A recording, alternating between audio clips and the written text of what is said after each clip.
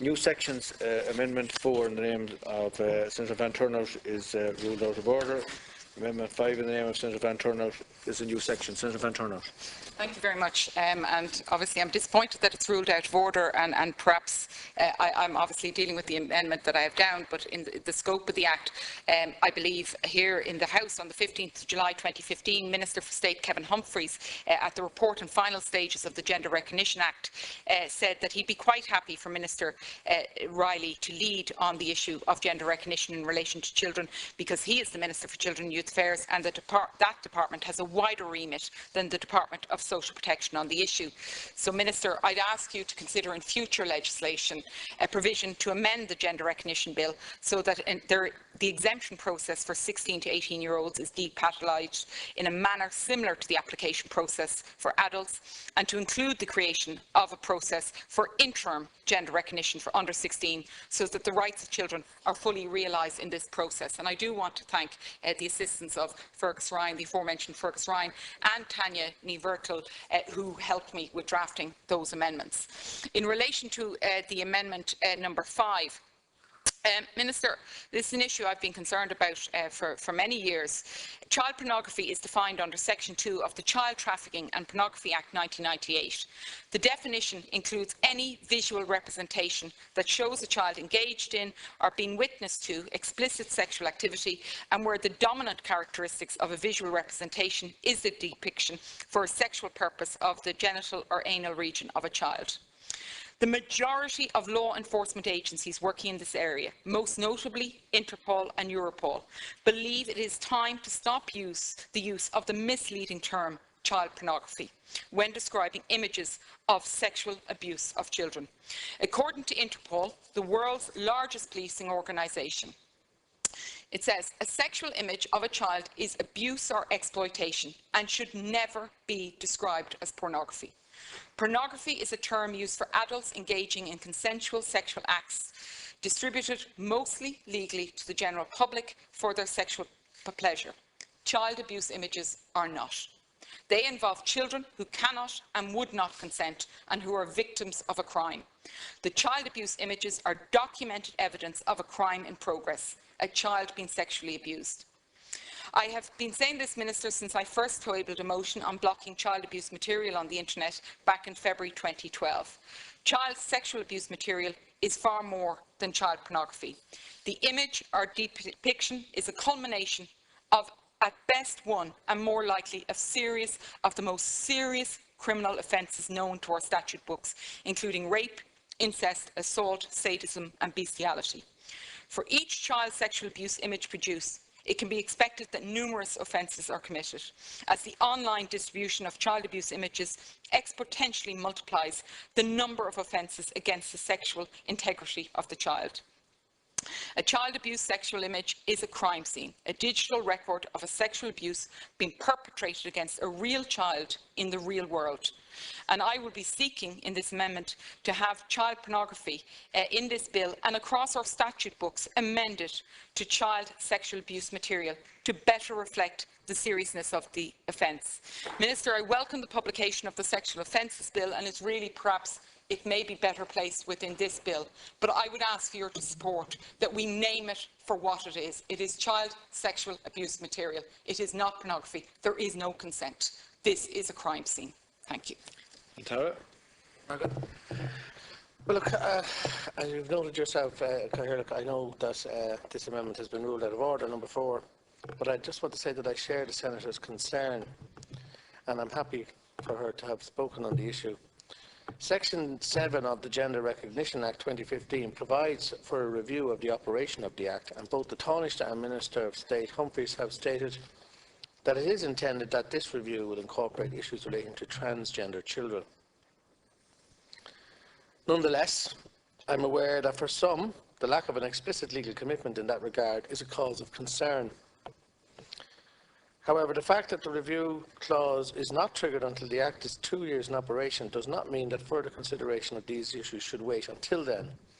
In recognition of the fact that transgender children often experience difficulties in their day-to-day lives, Minister of State Humphreys has undertaken to chair a round-table discussion with stakeholders to discuss the practical issues that transgender children experience in school settings. This roundtable discussion is due to take place on the 6th of October, and I hope that this will help to identify the practical needs of transgender children and the steps that will be taken to address these.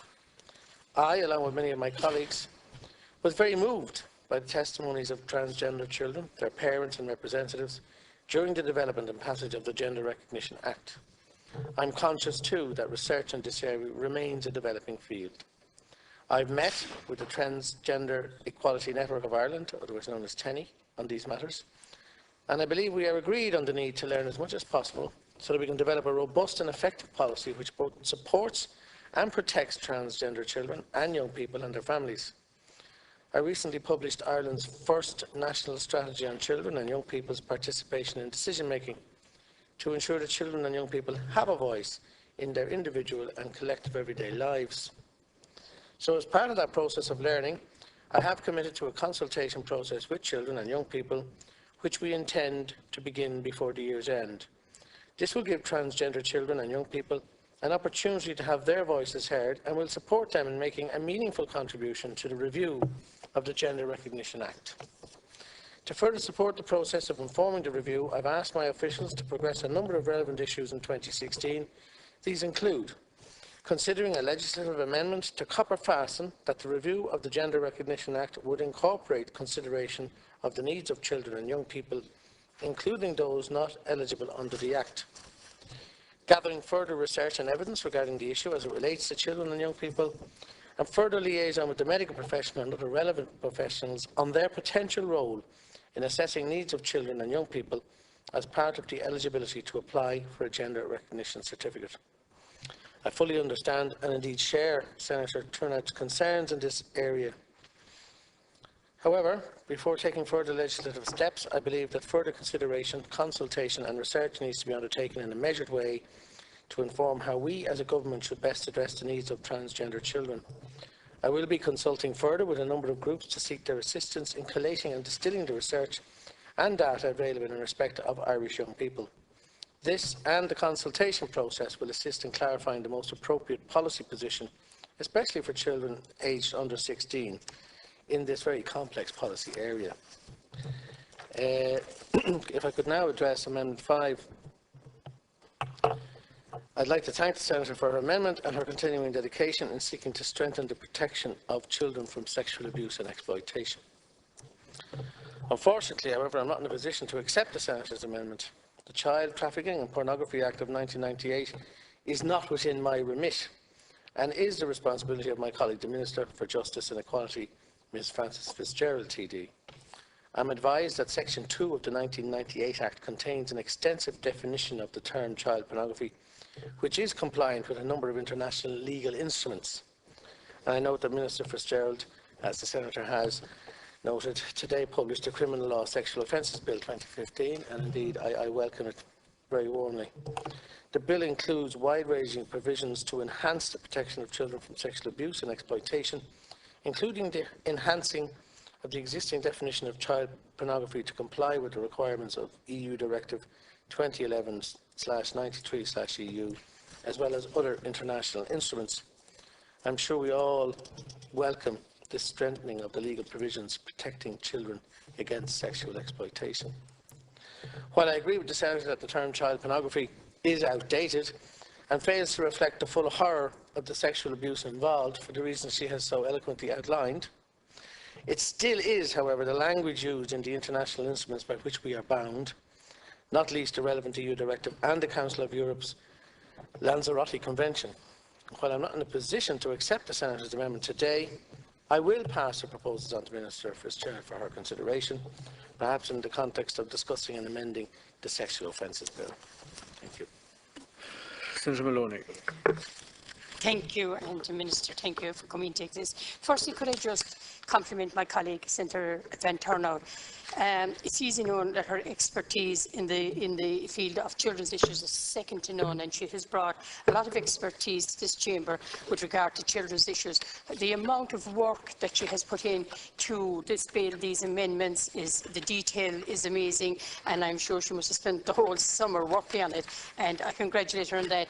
I'm delighted to hear hear you say that you will be consulting with young transgenders, as Senator Van Turnhout knows. I have worked along with her on this issue for quite some time, and I'm delighted that there's going to be consultation. I do worry, though, that it's going to be 2016, that perhaps if Minister, you're not there, or you're not in government, or Kevin Humphreys or whatever, that it might be put on the back burner. So I'm hoping that whoever the government be going forward in 2016 will make this an issue of great priority, because it is of absolute priority to those children involved, and to their parents as well. So I would hope that you would, if you could, before your end of term, see it through, but if not, that you would ask the officials in the department to make sure it is a priority going forward. And again, on the child pornography one, as Senator Van Turnhout doesn't want to call that, but at the moment that is what it's been called, and she is right. It is a criminal scene. It is a crime that's being committed against children, and I hope that Minister Fitzgerald will be in a position to amend the legislation. Good Margaret. Van Turnhout. Thank you very much. Minister, firstly, thank you for proving that you are Minister for all children in your reply in relation to transgender children, and I know they'll be heartened to hear what you've said here tonight in the Chamber. I think the consultation process that you're commencing, I know the work of the Department of Children and Youth Affairs in relation to consulting with children and young people, and I think it will be invaluable to all of our understandings as we evolve and learn about the issues being faced by transgender children. So I think that is very worthy. Also, your proposal to look to ensure that children are part of that review process, I think is absolutely critical. We need to ensure that they very much are part of it. So I very much welcome, Minister, that you did put that on the record of the House this evening. In relation to the child sexual abuse material, Minister, I appreciate, I obviously put it in this bill in order to yet again raise this subject. It is, as you can see, close to my heart. I do think we need to be looking to Interpol and Europol, who are dealing with this issue on a day-to-day basis. They are asking us to name it for what it is. Obviously, we now need to see legally how we can do that. But for me, I think it is horrendous that in any way we imply that there is any consent in relation to a child sexual abuse material. And I don't think I know nobody here wants us to have that implied, and that we need to update and modernise our laws. So I thank you for committing to bring it to Minister Fitzgerald.